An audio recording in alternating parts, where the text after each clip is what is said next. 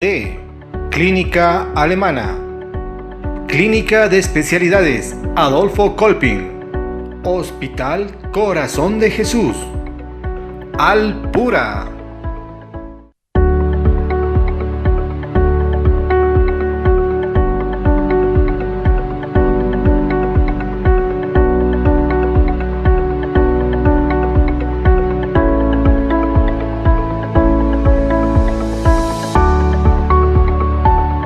Presentamos Doctor TV.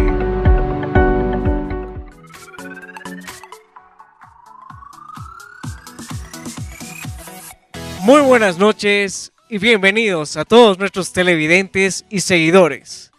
Ya comienza su programa Doctor TV, programa 577 en este lunes 13 de agosto por la nueva televisión universitaria.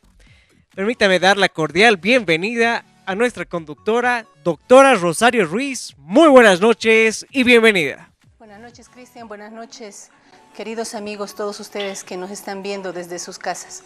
Como siempre, un gusto empezar hoy lunes nuestra semana de programas dedicados a ustedes, a aprender, a prevenir enfermedades y a tratarlas, ¿por qué no?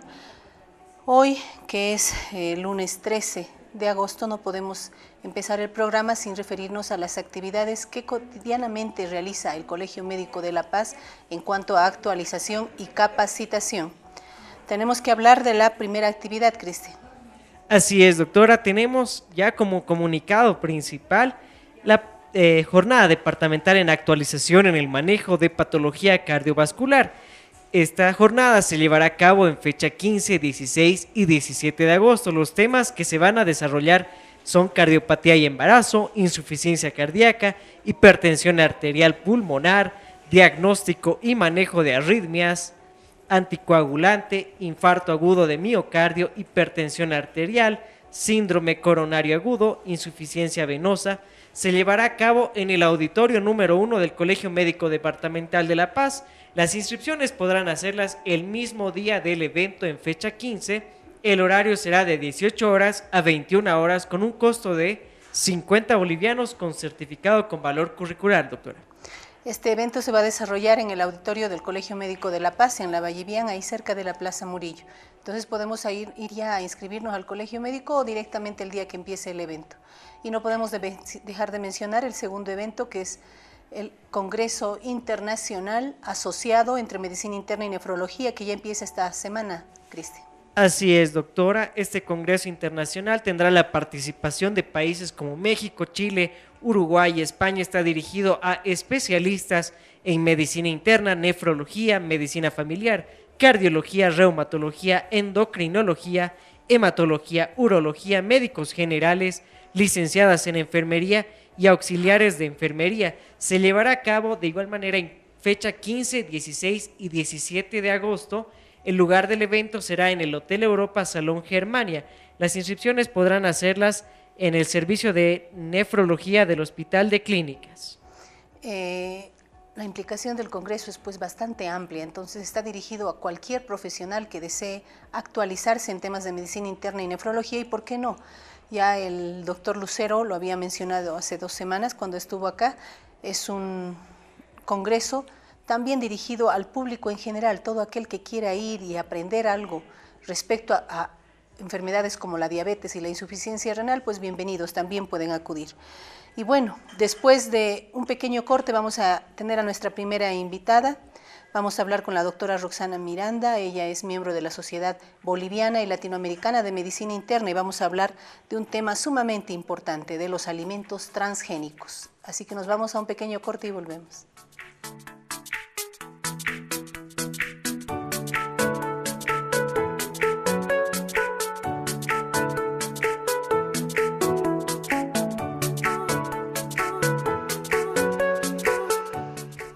Ya vuelve Doctor TV. Clínica Alemana, salud para todos. Atención en las especialidades de reproducción asistida, tomografía helicoidal, fluorotomografía en tiempo real, hemodinamia, pediatría, maternidad, terapia intensiva y neonatal, cuidados intermedios, cirugía, cardiología y servicio de emergencia a las 24 horas. En nuestras instalaciones con 3 tipos de internación individual, habitaciones regulares, semi-suite, suite status.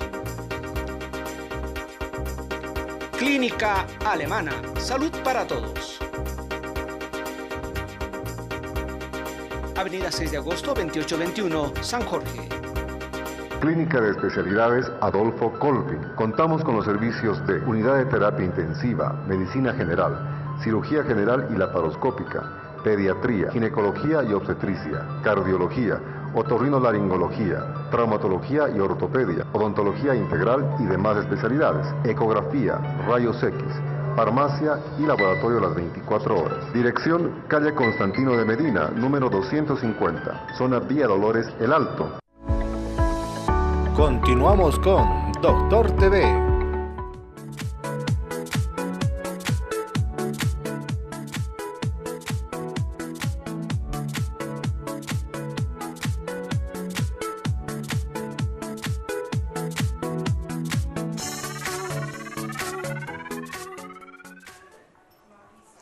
Y bueno, como les había mencionado, volvemos con una excelente profesional. Tengo el honor de contar con la presencia de la doctora Roxana Miranda, miembro de la Sociedad Boliviana y Latinoamericana de Medicina Interna, actualmente médico internista de la banca estatal. Bienvenida, doctora, buenas noches. Doctora, ¿cómo estás? Mucho gusto estar aquí, mucho placer.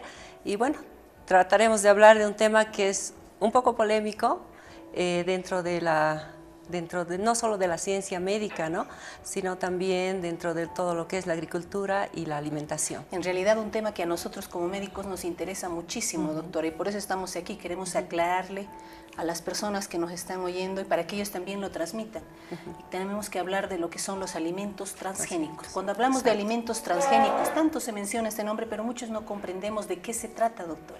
Ya. Bueno, ¿qué son los alimentos transgénicos? Es la pregunta del día, digamos, ¿no? No solamente qué son los alimentos transgénicos, sino qué son las sustancias transgénicas. Durante toda la evolución del hombre, que son más de 10.000 años, la Tierra ha ido produciendo diferentes sustancias que están dentro de nuestro ADN, o dentro de nuestro DNA, que nos ha permitido llegar a este lugar donde estamos, ¿no? No solamente a los humanos, sino a las plantas, a los animales y a todo. Hay insectos que han evolucionado hace muchísimos años, hace miles de años y que mantienen sus mismas características genéticas. Y el humano también hace ya más de 10.000 años que ha adquirido esa calidad de ser humano, ¿no? Entonces, ¿qué son los alimentos transgénicos? Digamos ¿cuál es la figura, no? El ser humano hace menos de un siglo ha empezado a hacer experimentos con los genes de las células de todas las plantas, ¿no? Hemos empezado con las plantas de la soya, por ejemplo, que ha sido el primer organismo genético modificado por una gran empresa, que es la empresa Monsanto, que la ha hecho resistente a cierto tipo de herbicidas. Entonces, esta soya transgénica, bueno, ¿cuál es la característica de la soya transgénica? Se ha logrado aislar ciertos genes de algunas células que son resistentes, que le dan la resistencia a muchas otras cosas, y han colocado esos pedazos de genes en el DNA de la soya. En este caso tenemos alimentos como el tomate, que ha sido uno de los primeros también, que ha sido modificado en base a, se han tomado genes de los pescados, de los peces, para hacerlos más resistentes al frío, por ejemplo, ¿no? Entonces, estamos consumiendo en ciertas oportunidades, consumimos tomates con genes de pescado, ¿no? Consumimos maíces con otro tipo de genes que lo hacen resistente a ciertos, por ejemplo, a ciertos pesticidas, ¿no? Entonces, es una alteración para nuestro sistema inmunológico porque nosotros, los humanos, estamos consumiendo un producto que parece tomate, pero que no es tomate en su integridad, en su 100%. Entonces, definitivamente nuestro organismo, nuestro sistema inmunológico se ve alterado porque no sabe qué está consumiendo, ¿no? Y eso es lo que está pasando con muchas de las especies vegetales, ¿no? Las hortalizas, actualmente, bueno, la soya es el primer transgénico, el maíz, sobre todo en los Estados Unidos y actualmente en América Latina, tenemos el trigo, en la India tenemos el algodón, ¿no? Que si bien no lo consumimos, pero sí nos ponemos, ¿no? Está en contacto con nuestra piel. Entonces, Es decir, doctora, son productos que han sido transformados, alterados, digamos. alterados genéticamente para adquirir ciertas características que los hagan más resistentes al medio ambiente. Al medio ambiente, sí, a la degradación, a los pesticidas también, ¿no? Esta transformación hace que también se produzca mayor cantidad de estos alimentos. Algunos que se generaban 1 o 2 veces al año se producen en mayor cantidad. Bueno, el producto transgénico varía, ¿no? En su ciclo normal y natural, ¿no? Tenemos, actualmente tenemos frutas que están todo el año, ¿no? Y que antes eran estacionales. Tenemos vegetales que tenemos durante todo el año y que antes eran estacionales también, ¿no? Entonces tenemos una serie de cambios que han habido, por un lado. Por el otro lado, es muy importante destacar el uso de los pesticidas. Nosotros tenemos la soya transgénica, que ha sido la primera, digamos, que la seguimos mencionando, que es resistente a un pesticida muy famoso, que es el glifosato, ¿no? De los Estados Unidos. Allá podemos, por ejemplo, ver si tú ves algunas imágenes del tomate donde le están inyectando sustancias diferentes, ¿no? La elaboración de los transgénicos es una tecnología muy, muy avanzada que implica una serie de recursos económicos, sobre todo, donde se modifica el DNA a través del DNA de las bacterias. Es algo como lo que pasa con la adquisición de resistencia natural entre las bacterias y los virus y todo lo que nosotros, bueno, como médicos sabemos, ¿no? Los bacteriófagos y demás. Solamente que estas sustancias están siendo introducidas a los alimentos, ¿no? Entonces consumimos, ya te dije, ¿no? Alimentos vegetales, incluso los alimentos que vienen de los animales, ¿no? Recordemos que la carne de vaca, los pollos y, bueno, sobre todo los alimentos producidos en las granjas tienen también ciertas características y están consumiendo también soya transgénica. Además están recibiendo otro tipo de tecnología como la inyección de antibióticos, después de la hormona de crecimiento bovina, que ha producido que las vacas, por ejemplo, produzcan mucho más leche que naturalmente, ¿no? Entonces consumimos todo ese tipo de alimentos a nivel mundial, ¿no? Estamos hablando a nivel mundial. El generar estos cambios produce alteraciones en estos productos, eso de la vaca, por ejemplo. Al producir mayor leche, ¿es una leche también alterada? Mira, hay varios estudios que refuerzan esto que estamos hablando, ya que se ha comprobado que la leche producida por la hormona de crecimiento de las vacas, bueno, que han recibido la hormona de crecimiento, bueno, primero que las vacas al aumentar su producción en forma excesiva producen mastitis, ¿no? O sea, la leche viene con algún tipo de infección, digamos, por un lado.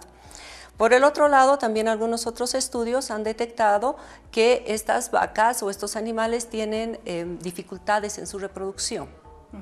¿No? Entonces estamos hablando de por lo menos de dos problemas. ¿Ya? Y hablando de los vegetales y los demás productos. Hablando de los alimentos en sí. Mira, Porque lo grave es, doctora, es que sí, se generan alteraciones y lo que queremos saber es si estas alteraciones son transmitidas a quienes las consumen. ¿Cuál es el riesgo de comer este tipo de alimentos transgénicos? Mira, los estudios son muy diversos. ¿Ya? Estamos frente a transnacionales que están controlando prácticamente las semillas, ¿no? Entonces, los estudios son muy diversos. Hay poca gente que ha estudiado claramente qué producen los alimentos transgénicos, ¿no? Entonces, ciertos investigadores han encontrado que producen tumores, ¿no? Sobre todo. sobre todo reacciones alérgicas, que es lógico, ¿no? Digamos, porque estamos consumiendo alimentos que no son lo que dicen ser o lo que se ve que son, ¿no? Y los problemas inmunológicos, o sea, es nuestro cuerpo el que desconoce esas células y estamos produciendo obviamente una reacción antígeno-anticuerpo en la cual, como no son sustancias realmente conocidas, entonces algo pasa, ¿no? ¿Provocan inflamación del cuerpo? Inflamación, provocan, digamos, aumento de la temperatura, aumento, lo que se traduce en aumento de las alergias, ¿no? Entonces, bueno, ¿qué pasa en la práctica diaria? Porque lastimosamente esos estudios no los podemos hacer aquí. Pero ¿qué pasa en la práctica diaria? Y yo creo que todos los colegas están de acuerdo, ¿no? El incremento de cáncer. El incremento de cáncer que ha sido fundamental en los últimos tiempos es una clara muestra de que algo está pasando en nuestra sociedad, ¿no? Entonces, algo está pasando. ¿Qué pasa? ¿Hay más contaminación? He visto el glifosato cerca a mi casa. Los insecticidas. Los insecticidas. El incremento de las alergias, que es importante también, o sea, si hacemos una encuesta, yo creo que de 10 personas, por lo menos la mitad tiene alergia a algo actualmente, cosa que no se veía antes, ¿no? Nosotros no somos profesionales muy antiguos, ¿no? Tenemos 20, 25 años de experiencia, pero realmente hace 20, 25 años no había tanto cáncer, no había tantas alergias, y no había tantas enfermedades inmunológicas detectadas, ¿no? ¿O qué pasa? ¿O detectábamos mal o realmente ha incrementado, ¿no? Entonces, desde ya. Doctora, vamos a invitar un ratito, Cristian, a nuestros televidentes a que llamen si es que tienen alguna duda. Usted televidente que tenga ya consultas e interrogantes acerca del tema de los alimentos transgénicos puede comunicarse en este momento a la línea telefónica 244-3413 para realizar sus consultas correspondientes. Gracias, Cristian. Doctora, definitivamente hay muchas teorías respecto a los alimentos transgénicos, definitivamente se están produciendo, hay gran cantidad de producción de transgénicos transnacionales que los producen, como usted dice. ¿Por qué? Porque implica gran ingreso económico para ellos. Claro que sí. El riesgo es para nosotros y para nuestros pacientes. ¿Habrá algún modo de prevenir estos problemas? ¿Cómo evitamos? Sabemos que pueden tener relación con enfermedades, con la incidencia tan alta de cáncer, por ejemplo, la incidencia tan alta de enfermedades autoinmunes y alergias. ¿Podemos prevenirlo? ¿Hay algún modo de manejarlo? Mira, dentro de lo que es la ética, ¿no? Personalmente, con la gente a la que yo atiendo, yo no recomendaría el consumo, y no lo recomiendo el consumo de soya de ningún punto de vista, ¿no? Sé que es difícil, sé que es un poco duro, sobre todo para las personas que son vegetarianas, pero lastimosamente el 90% de la soya en Bolivia es transgénica, ¿no? Por un lado. Por el otro lado, el trigo argentino que nos viene también es transgénico y lastimosamente está en prácticamente todos los productos de bollería que existen en el país, ¿no? No tenemos una producción de trigo nacional. Si hablamos de carnes, ¿qué carnes serían seguras consumir?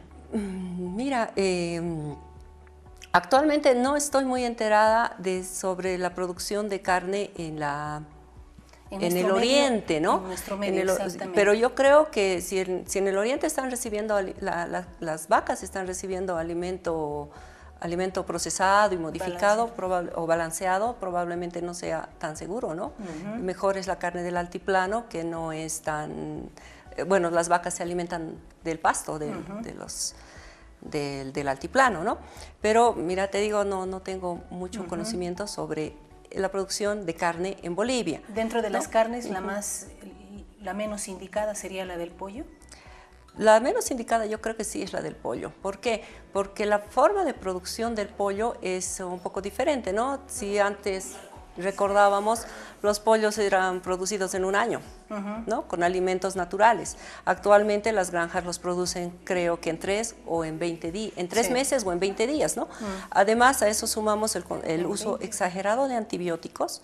Entonces, además de los productos transgénicos, también estamos hablando de los antibióticos, ¿no? Entonces, la resistencia de los antibióticos que está incrementando también en forma astronómica y alarmante para los médicos y también para los pacientes, porque al final, ¿cuáles son los antibióticos que vamos a poder usar?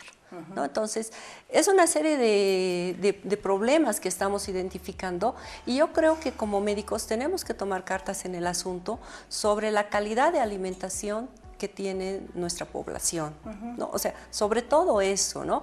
La propaganda que viene de afuera es muy linda, es muy interesante, ¿no?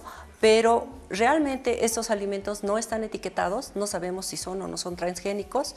La interrogante grande, que parece que no es tan interrogante, es que no son buenos, ¿no? Definitivamente no son saludables. Y bueno, ¿qué comemos? Esa sería la pregunta, ¿no? ¿Qué comemos? Entonces, mira, había una política a principios de la gestión de gobierno sobre la soberanía alimentaria, ¿no?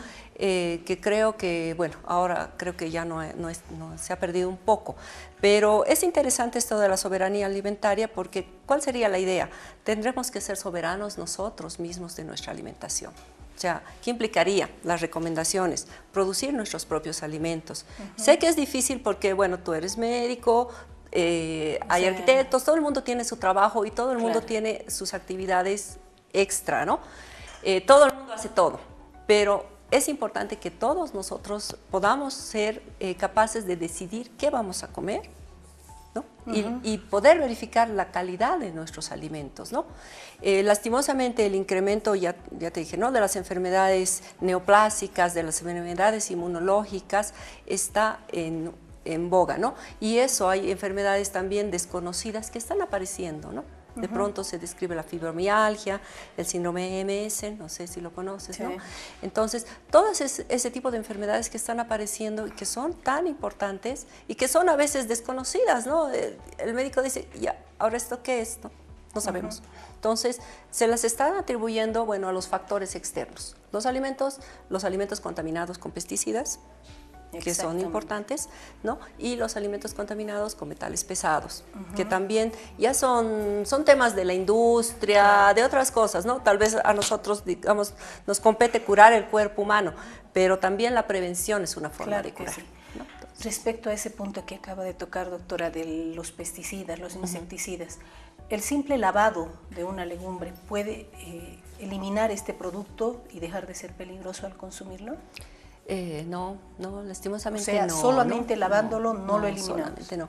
Mira, hay mucha literatura, ¿no? Que te recomiendan medidas caseras incluso, ¿no?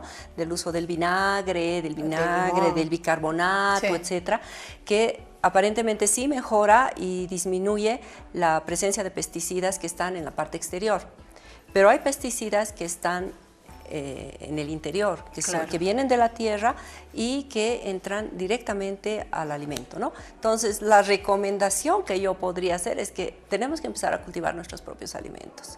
Hacer nuestros pequeños huertos. Hacer nuestros pequeños huertos, a consumir cosas sanas, a consumir alimentos sanos, a tratar de cambiar un poco lo que es, por ejemplo, la bollería con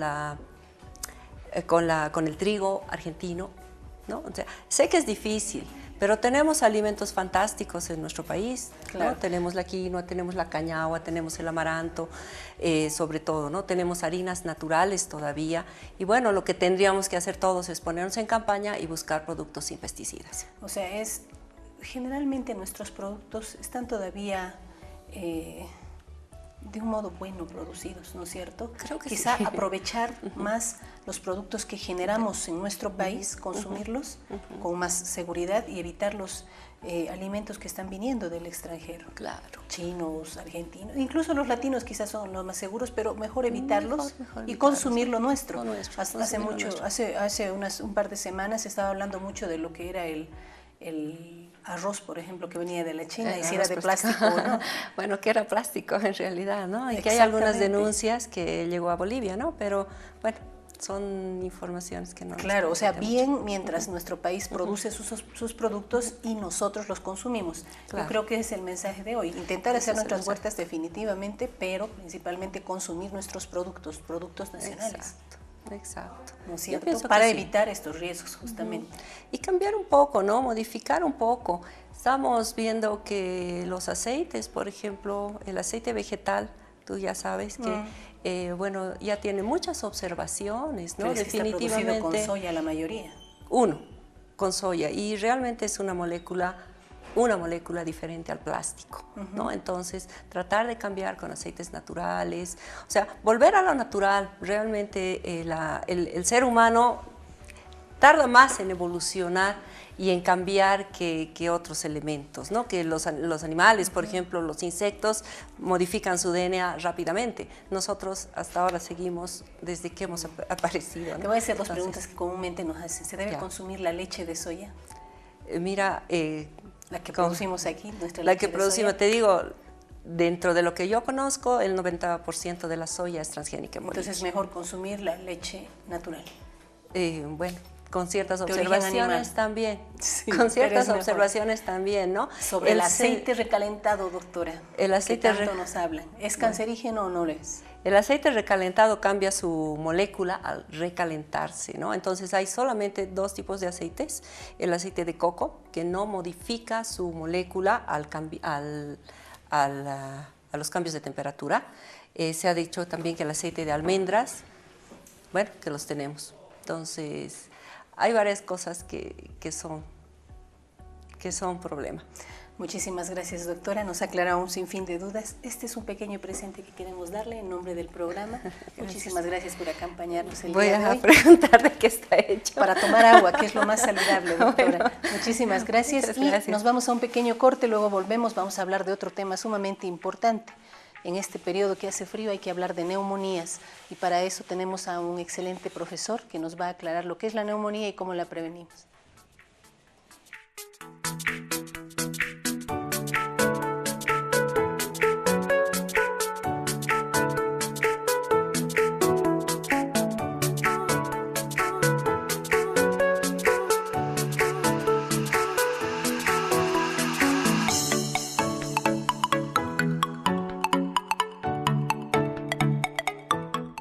Ya vuelve Doctor TV. Clínica Alemana. Salud para todos. Atención en las especialidades de reproducción asistida, tomografía helicoidal, fluorotomografía en tiempo real, hemodinamia, pediatría, maternidad, terapia intensiva y neonatal, cuidados intermedios, cirugía, cardiología y servicio de emergencia a las 24 horas. En nuestras instalaciones con 3 tipos de internación individual, habitaciones regulares, semi-suite, suite status. Clínica Alemana. Salud para todos. Avenida 6 de agosto, 2821, San Jorge. Hospital Corazón de Jesús, 27 años de experiencia. Buscamos la excelencia en la calidad de atención. Médicos especialistas presenciales en emergencias, terapia intensiva, intermedia, pediátrica, cirugía general, anestesiología, pediatría y ginecología. Un equipo humano comprometido, capaz de resolver enfermedades complejas en traumatología, odontología, medicina interna, urología, neurocirugía y fisioterapia. Apoyados en el diagnóstico con tomografía, rayos X, laboratorio, farmacia y ambulancia a las 24 horas. Hospital Corazón de Jesús, siempre velando por la salud de nuestros pacientes. Estamos ubicados en la ciudad del Alto, zona El Quenco, entrando por la zona franca. Teléfonos 285-0701. Continuamos con Doctor TV.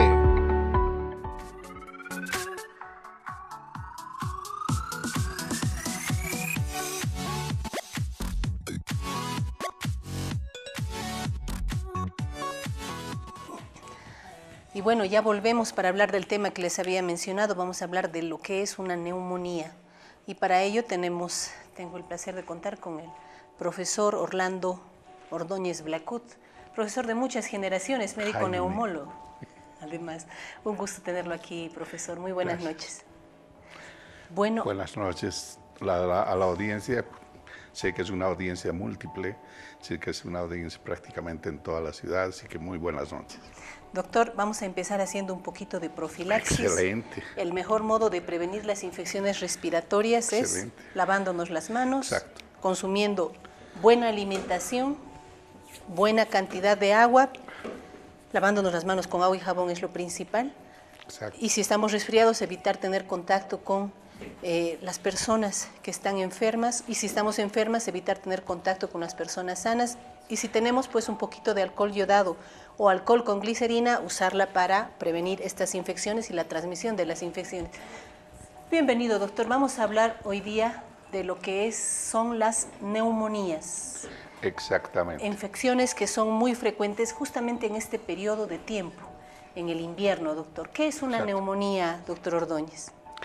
Bueno, definimos como neumonía los especialistas en la especialidad de neumología como el proceso inflamatorio, es una inflamación del pulmón.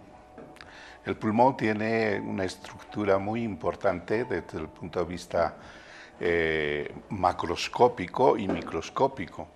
Desde el punto de vista microscópico tiene unos elementos básicos fundamentales que se llaman unidades respiratorias que están constituidas por los alvéolos. Estos alvéolos, al recibir la inflamación, ya sea por procesos bacterianos, virus, parásitos, etcétera, se llena de líquido. Y el pulmón, que es un órgano elástico que tiene una función respiratoria muy importante desde el punto de vista de la fisiología, se convierte prácticamente en una estructura pesada, en una estructura que se parece más a la víscera pesada que es el hígado. Por eso le llamamos también hepatización, ¿no? Hepatización, ¿por qué? Porque la elasticidad pulmonar se ha convertido en un órgano pesado, en un órgano que incrementa mucho su peso, ¿no? ¿Por qué estas infecciones, doctor, la neumonía o pulmonía, que también la gente comúnmente lo llama como pulmonía, por qué se produce justo en estos periodos generalmente, ni bien empieza el invierno o a veces en los cambios de temporadas? Hay varios factores, entre los cuales están primero el huésped que recibe los microorganismos. Si el huésped está comprometido con enfermedades que bajan su inmunidad, como puede ser la diabetes o puede ser la edad avanzada o niños muy pequeños o compromisos con otras enfermedades que disminuyen la inmunidad, esto permite que los microorganismos que se encuentran en el ambiente frío, que son generalmente microorganismos que uno los inhala habitualmente durante todo el tiempo, pero que en el ambiente frío se multiplican en mayor cantidad, entonces estos pueden producir la enfermedad. Pero lo más importante yo creo que es el cuidado personal, el cuidado de la persona. Si una persona, por ejemplo, está expuesta al frío y se descuida del frío, no se abriga, y además es una persona que no tiene una buena alimentación, no tiene una buena condición de tipo de defensa, entonces pues lógicamente va a ser factor de riesgo para tener la enfermedad. Si uno adquiere la neumonía, doctor, ¿cómo se da cuenta? ¿Qué síntomas produce una infección de esta magnitud? Bien, nosotros desde el punto de vista de la gravedad de la neumonía la clasificamos en grupos, grupo 1, grupo 2, grupo 3, leves, moderadas y avanzadas. El paciente comienza a tener 3 síntomas muy importantes que pueden irse agravando en el tiempo.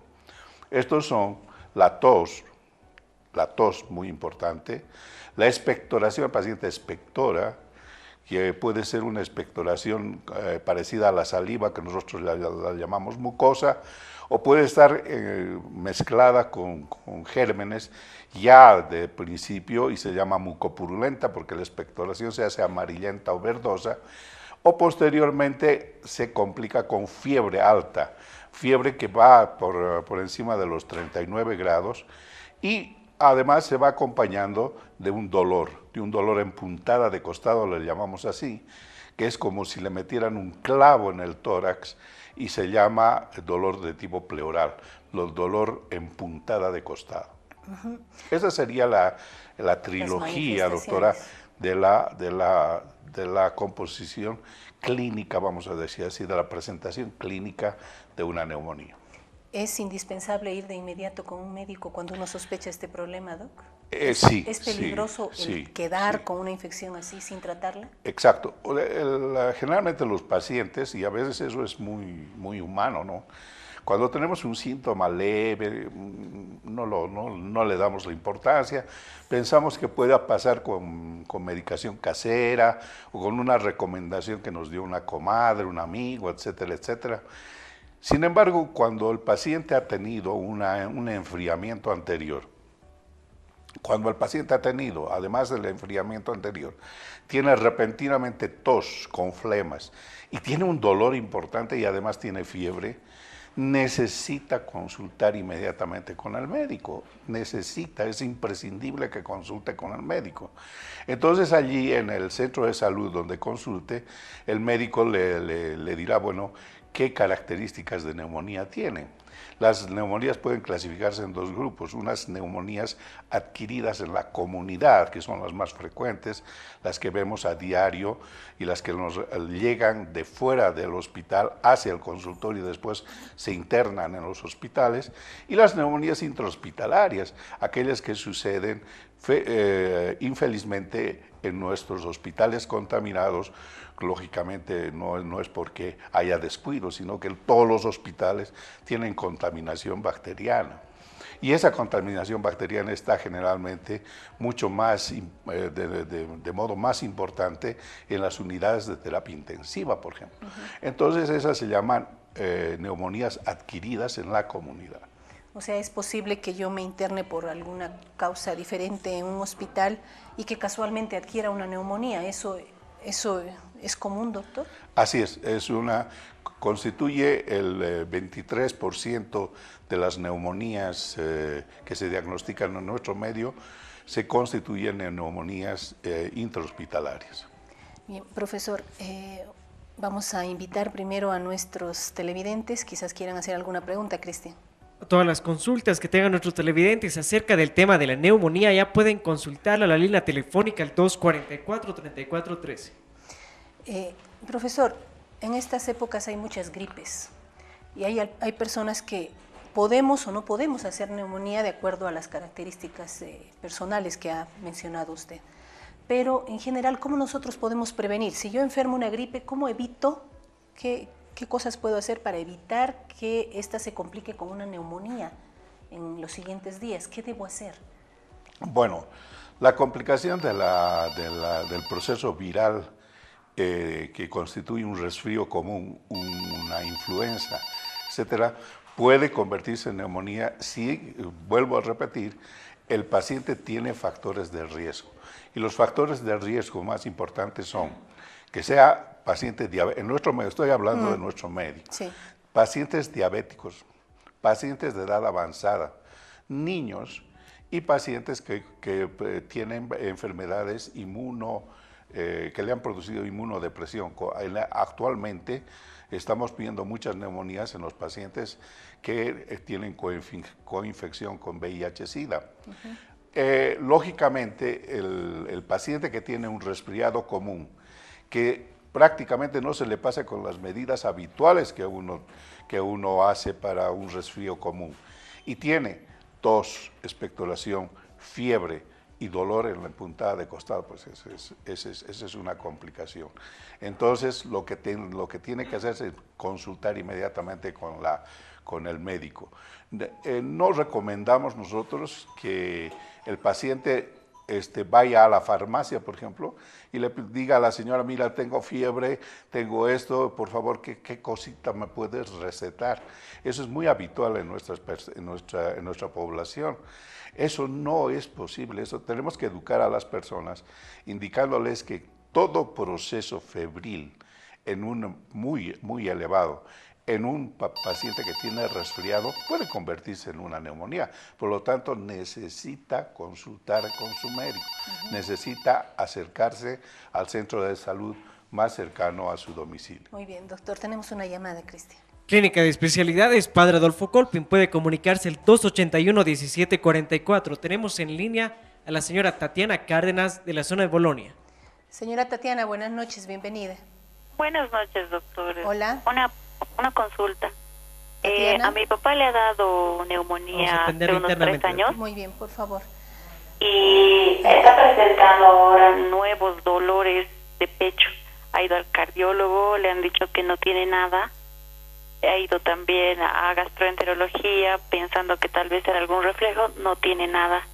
Entonces, puede haber alguna sospecha que la neumonía que ha tenido hace 3 años se reactive, haya dejado alguna secuela. Aparte de eso, tiene una enfermedad de base que es la trombocitopenia idiopática. Entonces, quizás eso tenga algo que ver. ¿Su familiar qué edad tiene? 68 años. 68 años, tiene trombocitopenia y hace 3 años hizo una neumonía. Exacto. ¿Ahora qué síntomas tiene? Como dolor de pecho, que le falta el aire y se siente cansado. ¿Hace cuánto tiempo? Y debe ser una semana. Una semana. Doctor, ¿ella le preocupa si es que puede ser nuevamente una neumonía? Sí, tratándose de una persona con un antecedente muy importante de trombocitopenia. Y la edad, además. Y la edad. Entonces sí es un factor de riesgo. Sin embargo, la condición más importante para que tenga una neumonía es la presencia de fiebre. Lógicamente, un paciente con esas condiciones debe acudir a su médico para que él pueda hacerle, además del examen clínico respectivo, descartando clínicamente la enfermedad, hacer exámenes auxiliares. ¿Cuál es el examen auxiliar más importante que debe hacerse? Es una radiografía póstero-anterior de tórax, que convencionalmente puede combinarse con una radiografía lateral izquierda de tórax para determinar exactamente cuál es la condición del paciente. Una vez hecho esto, el diagnóstico puede ser mucho más claro y hacerse también, lógicamente, un examen de sangre, porque hay que ver qué nivel de trombocitopenia tiene, si hay un componente de desvío izquierdo en el hemograma, y entonces en esas condiciones sí se puede hacer un mejor diagnóstico para claridad de un posterior tratamiento. Algo que hay que aclarar, un tema que ha tocado, doctor, y que es importante. Mínimo, ¿cuánto tiempo de antibiótico debe usar una persona que tiene neumonía? Porque usualmente vamos al médico y compramos medicamentos para 2 o 3 días. Sí. ¿Eso es adecuado? No, eso no es adecuado, eso no es adecuado.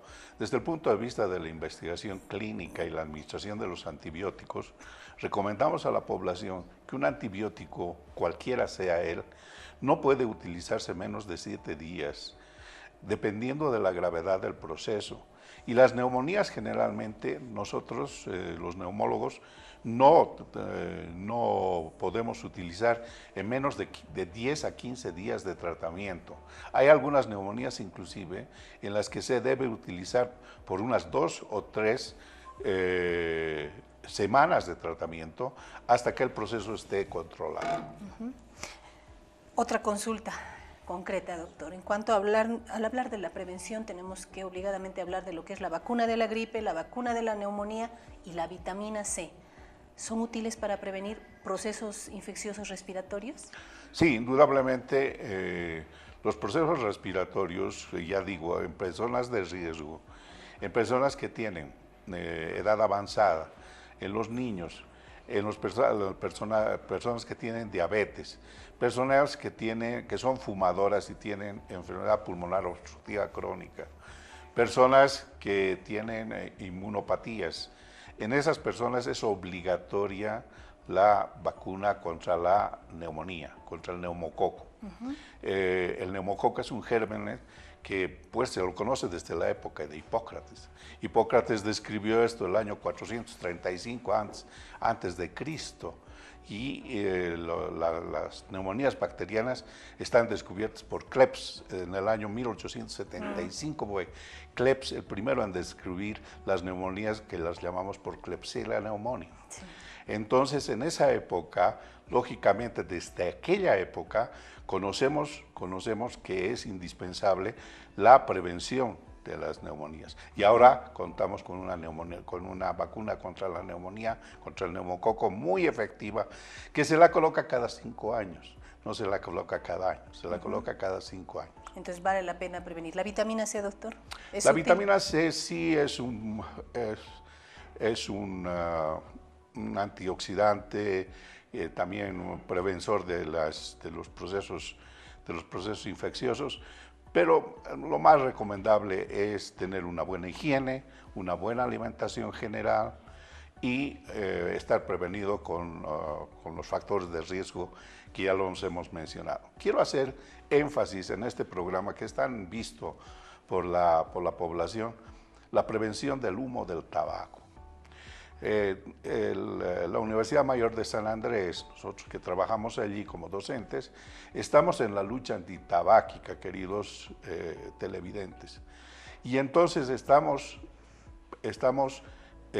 tratando de que esa lucha antitabáquica sea efectiva, especialmente en niños, especialmente en adolescentes, especialmente en el periodo escolar, donde está incrementándose el hábito del tabaco. Y que se convierte en un gran factor de riesgo. Es un factor de riesgo. Doctor, querido profesor, muchísimas gracias. Un pequeño presente en nombre del programa. Gracias, doctora Ruiz, muy amable. Esperemos no sea la última vez. Profesor, visítenos siempre que podamos o siempre que usted pueda. Ha sido un gusto estar con ustedes.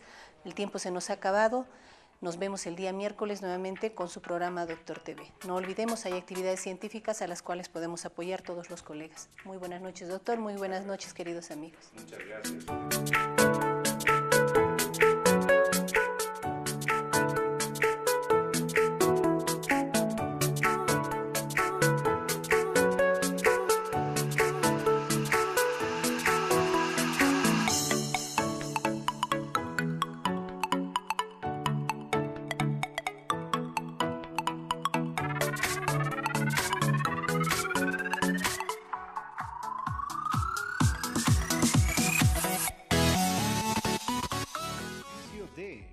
Clínica Alemana.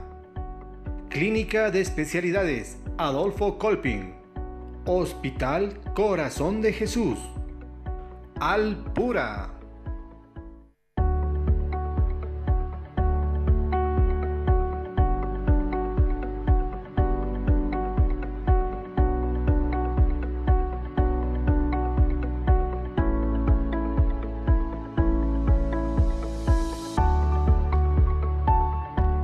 Hemos presentado Doctor TV.